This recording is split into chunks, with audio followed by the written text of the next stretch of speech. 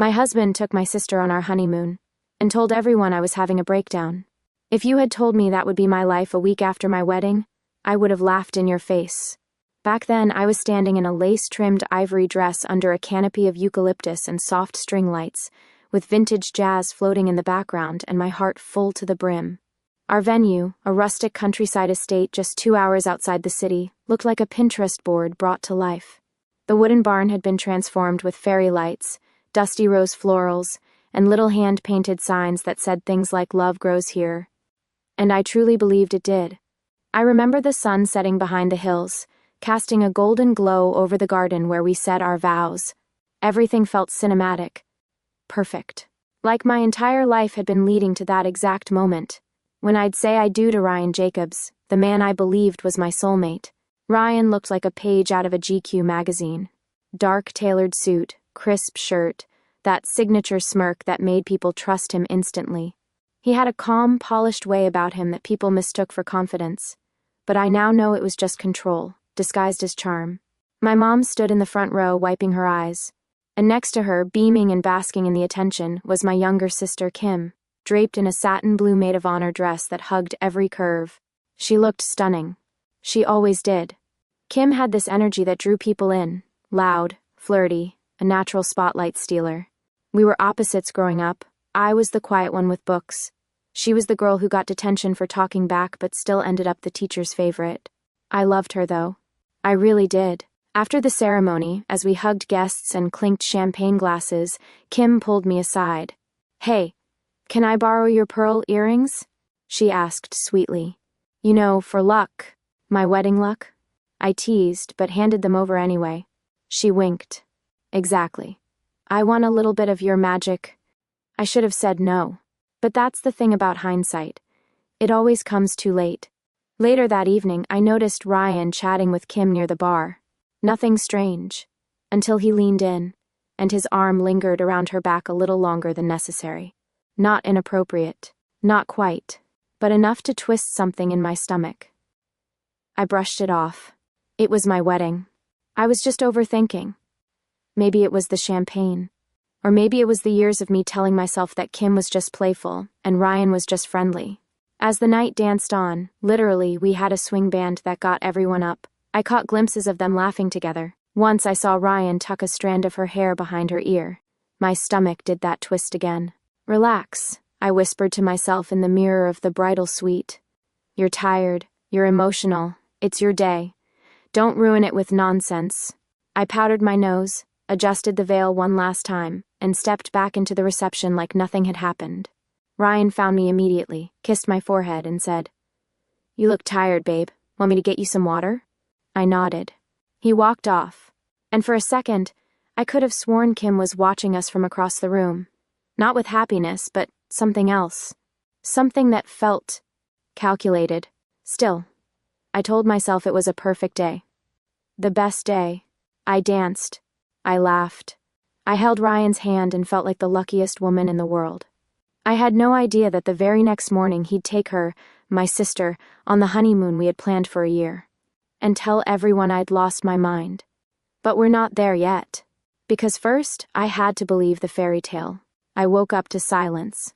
The kind of silence that doesn't feel peaceful. It feels wrong. The kind that creeps under your skin before your eyes even open. I reached out across the bed, expecting to feel the warmth of Ryan's body, the rhythm of his breath. Nothing. Just cold sheets. I sat up slowly, the white hotel comforter bunching around me like a cloud that had turned to stone. My wedding dress was draped over a velvet chair in the corner, my veil half falling onto the floor. There were 2 half-empty flutes of champagne on the nightstand, and a lipstick-stained napkin with Mrs. Jacobs scribbled on it in pink pen. It should have been the morning after the happiest day of my life. Instead, it was the beginning of the worst. I grabbed my phone. No missed calls. No messages. That was strange. Ryan always texted. Even in the middle of arguments. Even during meetings. But now, nothing? Then a vibration. I snatched the phone like a lifeline. "Irma, you've been unstable.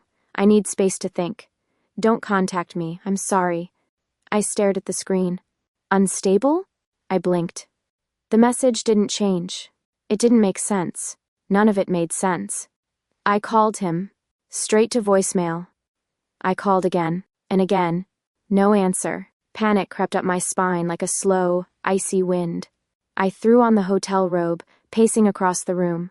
There were petals still scattered on the carpet from the night before. A playlist of romantic jazz was still softly playing from the Bluetooth speaker, looping the way you look tonight like some cruel joke. I texted him again. What are you talking about? Where are you? Please call me. No reply. Something felt broken. Something sharp and irreversible. And then, I made the mistake of opening Instagram. The first thing I saw was a story tagged at JFK Airport. Kim, wearing a beige sweatsuit and giant sunglasses, dragging a suitcase behind her, grinning into the camera. Behind her, barely in frame, was Ryan, holding coffee, smiling. Another story, the two of them in first class, clinking champagne glasses. Another, Kim on a beach in Tulum laughing, the sun setting behind her. The caption read, "A little unexpected, but needed." #healing vibes I couldn't breathe. I clicked on the comments. Someone had posted, "Wait, aren't you on your sister's honeymoon?" Another replied, "Is Irma okay?" Someone else, "Girl, what is going on?" I didn't even notice I was crying until the tears hit my phone screen. A knock at the door. I nearly collapsed opening it. It was my mom. She walked in, already talking. "Sweetheart, I know this looks bad, but you need to calm down." Calm down? My voice cracked. Ryan left me. He left me and took Kim with him. Mom sighed like I was the dramatic one. "He said you were having an episode, Irma, that you were anxious and shutting down. He thought it would be best to give you space. And Kim, well, he didn't want to leave you completely alone, so he took her, to make sure you'd be okay." I just stared at her. "You believe that?" She looked away. "You've always been sensitive." "I'm not hallucinating," I snapped. "My husband took my sister to our honeymoon. And everyone's acting like I'm the crazy one?" She sat on the edge of the bed. "He was just trying to help. Maybe you pushed him away. You do that sometimes." Something in me shattered right then. Quietly, cleanly, like glass. I suddenly understood that I was alone in this. Truly alone. I sat down, my head in my hands as her voice faded into the background. Words like rest, breathe, not the end of the world floated around me like smoke. She didn't get it. No one did. And yet, I wasn't done. I wasn't broken. Not yet. Because as I sat there, staring at that hideous message on my phone, the pain in my chest started to shift. It twisted into something new. Something dangerous. Not just heartbreak. Fuel. They all wanted a show. So I gave them one. For 3 days, I didn't leave my apartment. The curtains stayed shut, the lights dim. I walked around in my robe like a ghost, my hair tied in a knot that was beginning to turn into its own life form. Dishes piled up in the sink, laundry overflowed. I ignored it all. My phone kept buzzing. Texts, missed calls. Mostly from friends. One from my college roommate, Amber. "Hey, your mom said you were going through a lot. That you're, depressed? I'm here if you need to talk. Love you." Another. "Are you okay, Irma? I heard you canceled your honeymoon because of some mental stuff." Mental stuff. Right. The story was spreading. Carefully planted seeds of concern disguised as gossip. My mother, probably wringing her hands dramatically and speaking in hushed tones. "Irma's not well. The stress was too much. Ryan's trying his best." Ryan. I almost laughed. The man who once said, "You don't need all that makeup, Irma. It hides your real self." Now sipping cocktails in paradise with my sister while telling the world I was having a breakdown. And people believed him. Of course they did. It wasn't the first time he'd painted me as fragile. I sat down on the edge of my bed and stared at the worn notebook I kept in my bedside drawer. For years I'd written little notes to myself, thoughts, to-do lists, half-finished poems. But now I opened a fresh page and titled it in big, looping letters, "Diary of a Madwoman." Let them think I'd lost it. But I was going to document every single step, not just for myself, but for later. For proof. I wasn't crazy. I was calculating. Page 1. Day 3. Ryan took my sister on our honeymoon, told everyone I was too mentally unstable to go. Mom says I need rest. No one asks how I actually feel. Not even Kim. I pulled out my phone and hit record. My face in the front-facing camera looked pale, tired, older somehow. But I spoke anyway. Today I got 3 messages telling me to rest. But what they mean is disappear. Ryan wants to erase me and paint me as the problem, so he can rewrite the story without me in it. I hit stop. Then I started another file. This time I walked into the living room and sat cross-legged on the floor. Remember when he convinced me to go to therapy? I was just burned out from work. But he said I had patterns of anxiety. He said he read about it online. Made me think I was the unstable one for feeling tired. My voice cracked. I kept going. Even the wedding. I didn't pick the dress I wanted. He said it was too loud. The guest list? He cut my cousins. Said it would make things easier to manage. It all came flooding back. The way he'd slowly chipped away at my decisions, always under the guise of helping. The way he'd smiled and said, "I just want what's best for you," while nudging me toward what was best for him. I looked around the apartment. My apartment. The only thing I still had control over. It was a mess now. Takeout boxes, blankets, my veil still balled up on the couch. But it was mine. And I wasn't going to let them take that away too. Not my space. Not my sanity. Not my truth. They wanted a fragile bride unraveling after the wedding. They'd get her. But behind the scenes, the real Irma was waking up. And she was done being quiet. Sarah didn't ask questions. She just opened the door, handed me a cup of chamomile tea, and motioned to the couch. "I figured you'd want to sit before I show you," she said, already walking back toward her laptop. Her apartment smelled like lavender and clean wood floors, calm, focused, nothing like the chaos brewing in my own place. The only light came from a tall floor lamp next to the desk, where her computer was humming quietly. Sarah was an IT specialist, the kind who once hacked her high school's attendance system just to prove she could. She had a permanent ponytail, no time for small talk, and a moral compass that ran on rage and caffeine. "I pulled her cloud backups," she said flatly, tapping at the keys. "Kimmy's not as clever as she thinks." My fingers tightened around the mug. "Irma," Sarah said without turning. "You sure you want to see this?" "Yes." She clicked once. The screen filled with a chat thread, long blue and gray bubbles between Kim and Ryan. I felt my heart thud once, hard. Sarah scrolled to the date of our wedding. Her finger hovered, then tapped. "Ryan. After the wedding we'll follow the plan. Don't worry, she'll be too emotional to push back." "Kim." "Good. I can't stand watching her pretend we're all happy. Like she doesn't see it." "Ryan." "She won't. She's always tired, always crying. Everyone thinks she's on the edge anyway. Let's just get through the photos." I stared. Each word felt like a needle under my skin. Another message, from a few weeks earlier, Kim. "If she finds out, she'll spiral. That's our in. Play the mental health card." Ryan. "Exactly. I'll say she's unstable. Even her mom buys it." I dropped the mug. It didn't break, but hot tea spilled across my jeans. Sarah didn't flinch. Instead, she opened a folder marked evidence and began saving screenshots. "They planned it," I whispered. "Before the wedding. They planned everything." Sarah nodded. "Like I said. She's not clever, just cruel." I pressed a palm to my mouth, not sure if I was about to laugh, cry, or scream, maybe all 3. "They used my exhaustion," I said slowly. "My burnout. Ryan told me to take time off.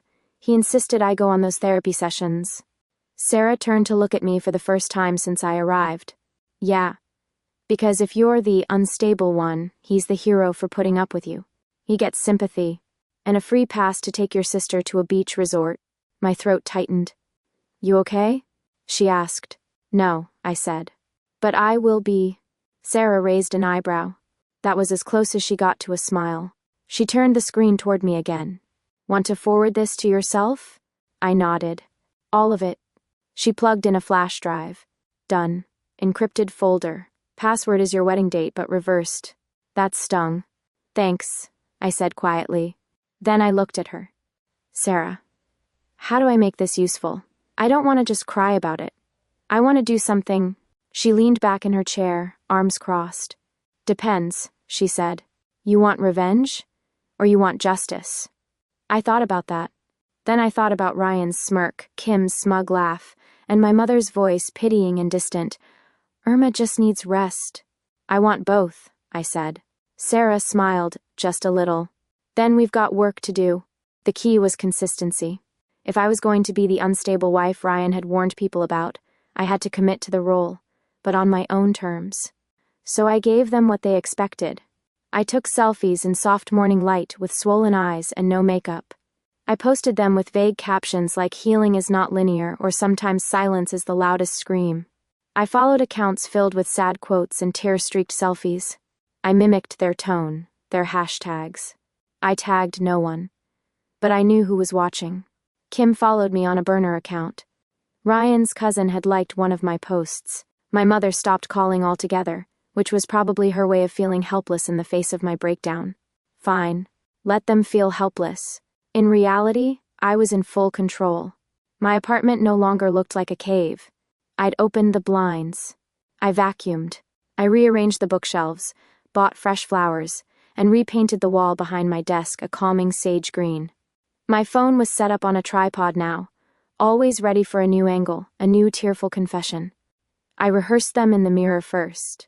Learned how to let my bottom lip tremble just so, how to let a single tear fall without sobbing. I studied myself like an actress preparing for the role of her life. And in a way, I was. This was the performance of a lifetime, and I was the director, the star, and the writer. Each video was carefully scripted. I'd say things like, I guess I just wasn't enough. I don't blame them. Maybe I am too much sometimes. The comments rolled in. You're so brave. Sending love. You'll get through this. Been there. Stay strong, sister. At first, I felt a little disgusted at how easy it was. How eager people were to believe the curated mess of someone else's pain. But then, something changed. One morning, I posted a photo of myself in a hoodie, hair unwashed, sitting on the floor, holding a mug like it was my last anchor. The caption was simple, trying to get through the day. A few hours later, I got a message. Dr. Coleman, my old creative writing professor, the one who had once told me that my stories had sharp edges and velvet hearts. Irma, he wrote, I don't know what's going on, but I want you to know this. You're stronger than you think. And your voice matters. Don't let anyone rewrite your story. I stared at that message for a long time. It wasn't a lot, but it was real. It was someone who saw me, not the version my family or Ryan tried to paint. And it reminded me why I was doing this. This wasn't just revenge anymore. It was reclamation, reclaiming the story they tried to twist. The truth they tried to bury under whispers and screenshots and concerned glances. That night, I drafted my next series of posts. They weren't for now. Not yet. But they were coming. One by one, I filed away the screenshots Sarah had given me. Each chat bubble between Ryan and Kim would soon be paired with a photo of my wedding day. A smile that was already starting to feel fake in retrospect. A dress I chose under pressure. Guests I invited because Ryan insisted. The captions were already forming in my mind. He told me I was tired, that I was confused, that therapy would help. They called it a breakdown. I call it a setup, but not yet. First, I had to give them more vulnerability, more mess, just enough to keep the narrative going until I was ready to flip the script. In the meantime, I lit a candle, poured myself a glass of wine, and queued up a calming playlist.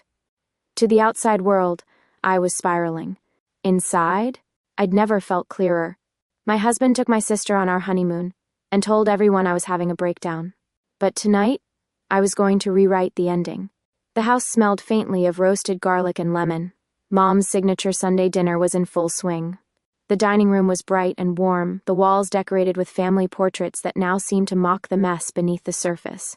Everyone was there. Mom and Dad, smiling politely, Aunt Carol passing the bread, my sister Kim, looking radiant as usual, in a tight red dress that screamed, "Look at me."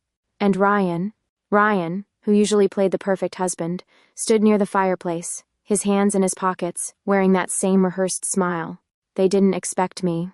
I slipped in quietly through the front door, dressed in a deep emerald dress that hugged my curves and made my eyes sparkle. My hair was loose, cascading like a waterfall. And my smile? It was calm, almost too calm. The room froze when I stepped inside. "Irma?" Mom's voice cracked. "You're home." I nodded, setting down my laptop on the polished oak table with a deliberate click. Dinner looks amazing, I said, voice steady. Ryan's smile faltered. Kim blinked quickly, suddenly not quite so sure of herself. I took a slow breath, then opened the laptop, and with a click, the screen lit up the room. Photos, chats, voice notes, the evidence. There was the screenshot of Ryan's text to Kim, dated just days after the wedding. After the honeymoon, we do as planned. Just keep her calm. There was the message from Kim, don't worry, I'll handle the breakdown story. A voice note played through the speakers. Ryan's voice, cold and distant. If she finds out now, it'll ruin everything. Let's wait. The room was deathly silent. Kim's face crumpled. Tears welled up and spilled over. Irma, please, she whispered. Ryan looked pale, the color drained from his face. His jaw tightened. I didn't flinch. No, Kim, I said softly. Please, let me finish. Mom's eyes darted between her children, shock turning to confusion. What is this? I pulled up a photo from the wedding day. Me smiling next to Ryan, my sister standing a bit too close, Ryan's hand resting lightly on her waist. I was told I was unstable, that I was having a breakdown, I said. But what you see here is a plan. A plan to isolate me, to steal the life I was building. I let the words hang in the air, watching as the room absorbed each one. I was locked away in my apartment, made to look like the villain of my own story. While Ryan took Kim on our honeymoon, the one I was supposed to share with him, and everyone believed their version, Dad's face was stern, unreadable. I continued, but I have proof. Texts, voice notes, photos. This isn't just about jealousy or hurt feelings. This is betrayal and manipulation. The weight in the room was palpable. Kim sobbed quietly, unable to meet my eyes. Ryan's voice finally broke the silence, strained and low. Irma, this isn't how it was supposed to happen. But it is, I replied. Mom sat down heavily. I didn't know. I thought you were so fragile. Fragile. That word stung, but I didn't let it show. I played the part they wrote for me, I said. But, I'm done. I closed the laptop and looked around the table. This family deserves the truth. The tension was thick enough to slice, but I felt lighter than I had in months. Tonight wasn't about screams or accusations. It was about facts. And finally, about justice. My husband took my sister on our honeymoon and told everyone I was having a breakdown. But now, it was time to close that chapter. On my own terms. The divorce papers were crisp in my hand, the cold weight of the folder somehow comforting. My lawyer, a sharp woman named Karen, with no-nonsense glasses, and a reputation for winning impossible cases, sat across from me. Your story? It's a textbook case, she said, tapping the folder. Emotional abuse, manipulation, betrayal. We'll make sure the court sees it all. You're going to win. I let out a breath I didn't know I was holding. The word win felt foreign but delicious. I wasn't just ending a marriage. I was reclaiming my life. After signing the papers, I started clearing out the last remnants of that toxic chapter. The wedding ring, heavy on my finger and heavier in my heart, was the first to go. I sold it, along with the dress I'd worn on the day Ryan promised forever. The tickets for the honeymoon that never happened, the hotel bookings, even the matching robes. All gone. Each item was a small cut from the past, but with every sale, I felt lighter. With the money, I booked a spa weekend for myself, a reward and a promise that I deserved peace and healing. The day before I left, I visited the restaurant where Ryan had proposed. The same table by the window, the same delicate flower arrangements. But this time, I was alone. I ordered a slice of rich chocolate cake and a glass of champagne. The dessert was indulgent, sweet, and unapologetic, much like the life I was ready to live. As I took a bite, I felt something I hadn't in months: freedom. No more lies, no more shadows, just me, and a future I was determined to write myself. My husband took my sister on our honeymoon and told everyone I was having a breakdown. But now? Now I was done with both of them. A message popped up on my phone, an email from Kim. I hesitated before opening it. The subject line read, "I'm sorry." Inside was a short, raw confession. "I'm sorry, Irma. He promised me he'd leave you right after the wedding. I was a fool to believe him. I never wanted to hurt you." I stared at the screen, feeling a mix of anger, pity, and exhaustion. Was she really sorry? Or just caught in the same mess she helped create? Without a second thought, I blocked her number and deleted the email. No space for her drama in my life. Instead, I opened TikTok and recorded a short video. The camera showed me lounging on my balcony, a glass of deep red wine in hand. I smiled, genuine, unapologetic. The caption read, "He went on a honeymoon with my sister. Now I'm booked, busy, and unbothered." I posted it and set my phone down. Within minutes, the notifications exploded. Comments flooded in, Queen energy. She ate and left no crumbs. That's how you bounce back. I chuckled, feeling a spark of the old me returning. For months, I'd been trapped in shadows, pretending to be broken while secretly planning my comeback. Now, the spotlight was mine. No more betrayal. No more lies. Just a woman who survived and thrived. As the evening sun dipped below the skyline, I raised my glass to the future. A future where I called the shots. Where sister drama was just a forgotten chapter. Where I was enough, just as I was. It had been 6 months since the storm. 6 months since my world turned upside down. I wasn't the same Irma who had woken up alone in that hotel room, staring at my phone in disbelief. I had moved, far away from the memories, the lies, and the endless whispers of betrayal. This city was new. Bright lights, unfamiliar streets, and the kind of air that felt like a fresh start. My apartment was small but cozy. I'd even adopted a dog, a scruffy little thing named Charlie who had a habit of stealing my socks. Work was different too. I had a job at a tech startup where nobody knew my past. The people here cared about my ideas, not my drama. One crisp Saturday morning, I went out for my usual run through the park. The sun was just starting to peek over the skyline, casting a golden glow on the trees. That's when I noticed him. A man jogging toward me, headphones around his neck, a friendly smile already forming. "Hey," he said, as he slowed down to match my pace. "Nice morning, isn't it?" I smiled back, surprised at how easy the conversation felt. We talked about the best running trails in town, favorite coffee shops, and how early mornings made the world feel softer. There was no pressure, no hidden agendas, just two strangers sharing a moment. For the first time in a long time, I felt a lightness I hadn't known I'd lost. But more than anything, I felt grounded. I wasn't ready to dive into anything serious, not yet. This was about me reclaiming my life, one step at a time. As I caught my breath near a quiet bench, I realized something important. Maybe I really had been on the edge of a breakdown all along. But not because I was weak. Because sometimes, you need to fall apart just to wake up. And this time, when I opened my eyes, I was ready. Ready to live for me. Ready to write my own story. Ready to love myself first. Because this new life, it was mine. And I was never giving it up again.